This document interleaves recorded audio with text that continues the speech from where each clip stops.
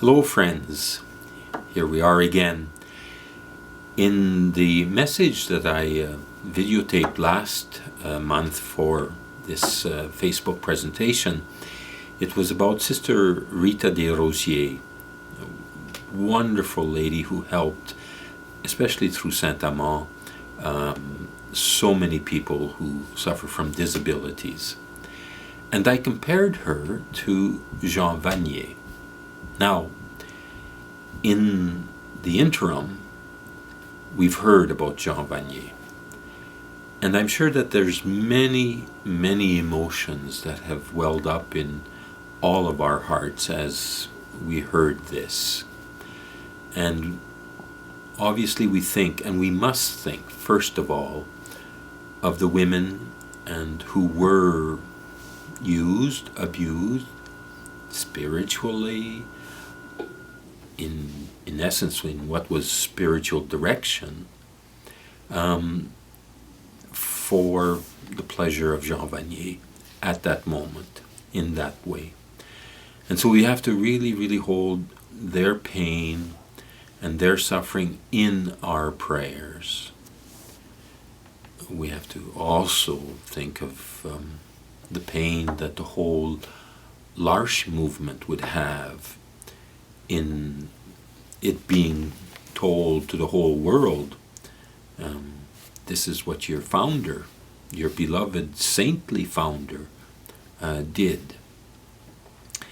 Et alors, lorsque ça nous frappe, on peut dire bien des choses, qu'on est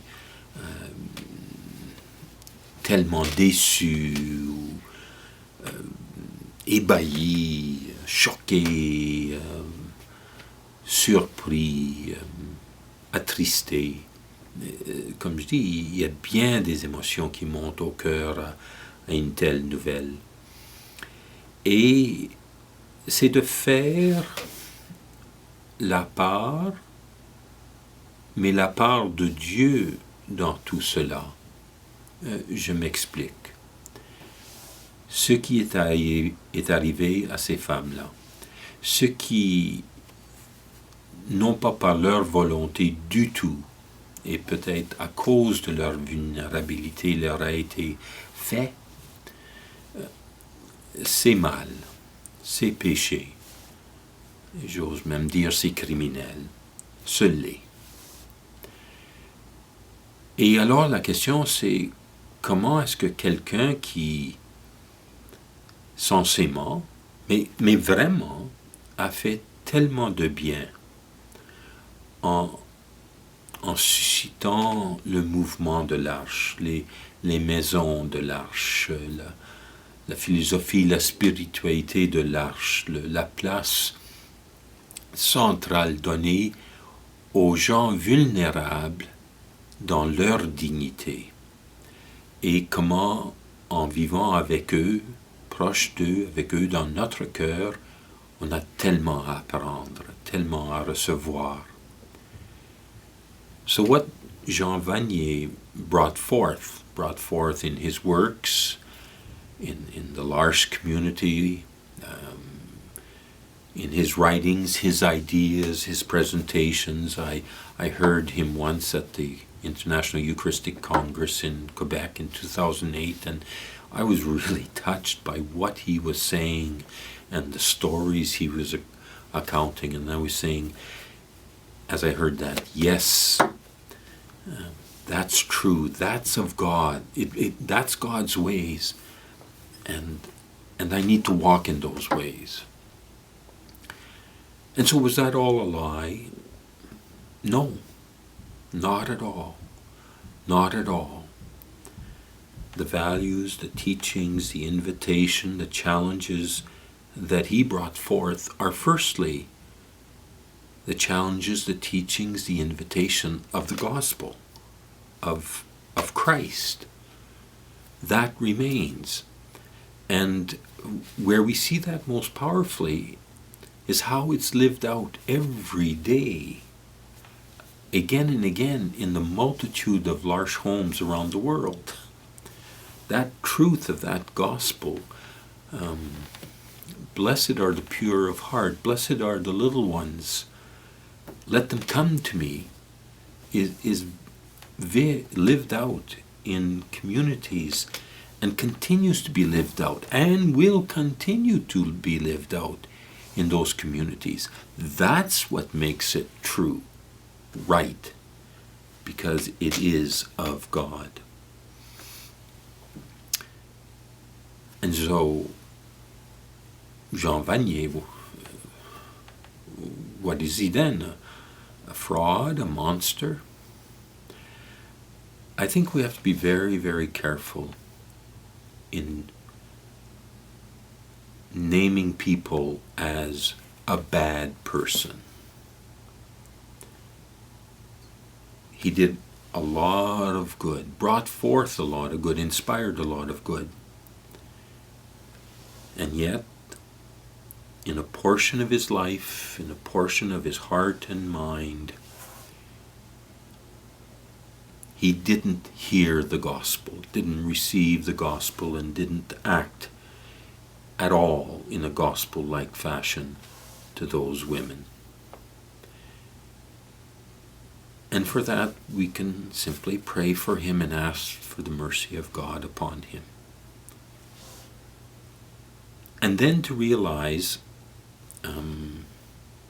that in each of us, and so it's not so much us comparing ourselves to Jean Vanier or us comparing ourselves to anyone who has manifestly done much wrong, but it's that humble recognition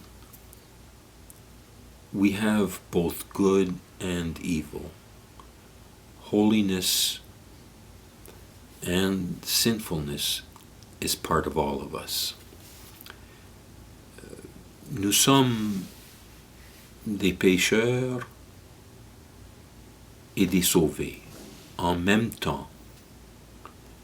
Pécheurs par notre faiblesse, notre orgueil, notre volonté, sauvés par la grâce de Dieu.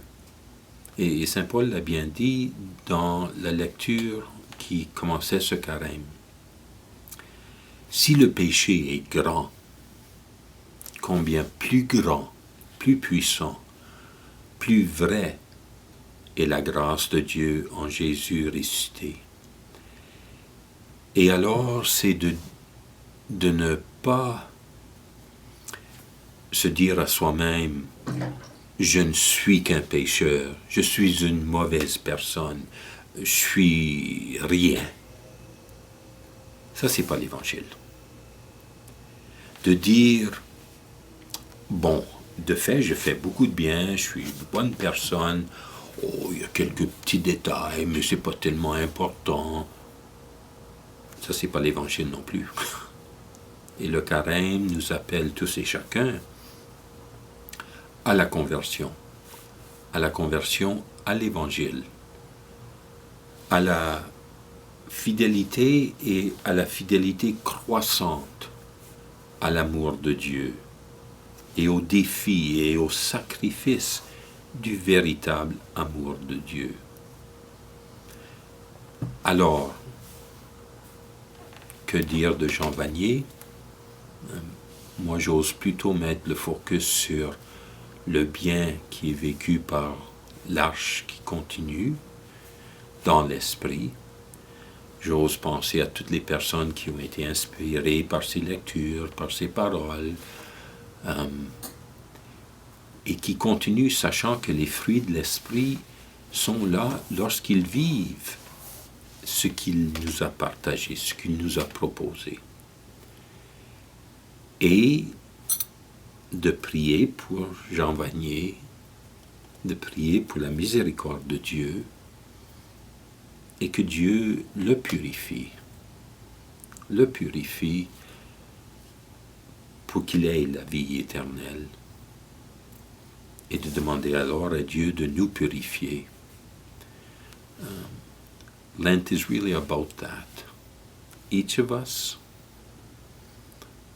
for the sake of the gospel and the sake of the integrity of love and justice, thanking God, recognizing God's work in in us and around us, and then individually being very humble but very true, doing away with all those rationalizations that we can feed ourselves so easily. Where does God this Lent want me to become a holier person, a more loving person, a more peace-giving person, peacemaking person, and give ourselves to that? And so we pray for one another. We pray for one another, and we especially pray for the ever greater reach and triumph of the gospel. Thank you.